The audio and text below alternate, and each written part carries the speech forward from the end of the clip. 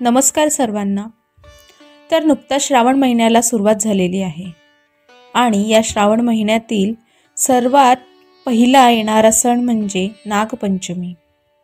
तर आज आपण या व्हिडिओमध्ये बघणार आहोत नागपंचमीचे धार्मिक महत्त्व, नागपंचमी का साजरी करतात, त्याची कथा काय आहे, कशी साजरी करावी, नागपंचमीची पूजा कशी करावी, या दिवशी कुठल्या गोष्टी करू नयेत, कुठल्या गोष्टी कराव्यात, हे आज आपण सविस्तर या व्हिडिओमध्ये जाणून घेणार आहोत। चला तर व्हिडिओला सुरुवात करूया। तर नागपंचमी हा हिंदू धर्मातील एक अत्यंत पवित्र आणि श्रद्धेचा सण आहे। या दिवशी भारतातील संस्कृतीमध्ये नागदेवतेची पूजा करून त्यांच्या आशीर्वादाने सर्पदोष निवारण आणि आरोग्य संपन्न जीवनासाठी प्रार्थना केली जाते। नागपंचमी हा सण श्रावण महिन्यातील शुद्ध पंचमीला साजरी केली जाते। 2025 मध्ये नागपंचमी दिनांक 28 जुलै रोजी सोमवारी येत आहे। नागपंचमीचे धार्मिक महत्त्व आणि नागपंचमी का साजरी करतात हे आता आपण बघूया। हिंदू धर्मामध्ये सर्प म्हणजेच नाग हे देवतेच्या स्वरूपात पूजले जातात। नाग हे भगवान शिव आणि विष्णू या देवतांना अत्यंत प्रिय आहे। भगवान शंकरांच्या गळ्यातील वासुकी नाग तर भगवान विष्णू शेष नागावरती विसावतात। यामुळे सर्पांना दिव्य स्थान प्राप्त झाले आहे। श्रावण महिना हा शिवपूजेसाठी महत्त्वाचा मानला जातो आणि नागपंचमीला सर्पांची पूजा करून शिव आणि विष्णू दोघांच्याही कृपा आशीर्वादास पात्र होता येते। या दिवशी नागदेवतेची पूजा केल्याने सापाबद्दलची भीती दूर होते आणि विषबाधेचे संकट टळते असे मानले जाते। ज्या व्यक्तींना कालसर्प दोष असतो त्यांनी नागपंचमीचे व्रत केल्यास त्यांचे दोष नाहीसे होतात। जाणून घेऊया नागपंचमीची पौराणिक कथा। यमुना नदीतील कालिया नागाचा पराभव करून भगवान श्रीकृष्ण सुरक्षित नदीच्या वर आले। तो दिवस श्रावण शुद्ध पंचमीचा होता। तेव्हापासून नागपंचमी हा सण साजरा केला जाऊ लागला।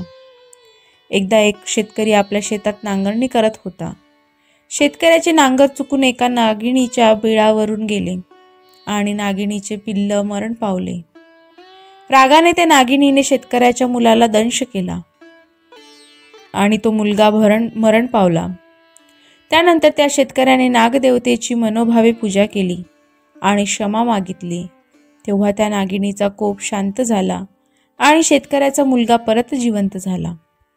तर असा हा नागपंचमीचा सण आपण कसा साजरा करावा, नागपंचमीची पूजा कशी करावी हे जाणून घेऊया। नागपंचमी हा सण श्रावण महिन्यातील शुक्ल पक्षाच्या पंचमी या तिथीला येतो। बहुतेक स्त्रिया या दिवशी उपवास करतात। घरामध्ये नागदेवतेचा फोटो लावून त्याची पूजा केली जाते। नागदेवतेला हळदी कुंकू लावले जाते। काही ठिकाणी वारुळाची पूजा केली जाते, तसेच मंदिरात देखील पूजा केली जाते। नागदेवतेला धूप दीप लावून पूजा केली जाते आणि दूध आणि लाह्यांचा नैवेद्य दिला जातो।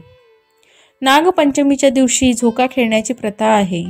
सर्व महिला एकत्र येऊन झोका खेळतात। तर या नागपंचमीच्या दिवशी तुम्ही कुठल्या गोष्टी करायच्या नाहीत। तर नागपंचमीच्या दिवशी जमिनीची नांगरणी करू नये। चाकू, सुरी, कोयता किंवा शेतात वापरली जाणारी अवजारे यांचा वापर या दिवशी करू नये। शेतकरी नागपंचमीच्या आदल्या दिवशीच जनावरांसाठी चारा कापून ठेवतो। तसेच महिलांनी देखील किचनमध्ये चाकू, सुरीचा वापर करू नये। कुठलाही भाजीपाला कापू नये।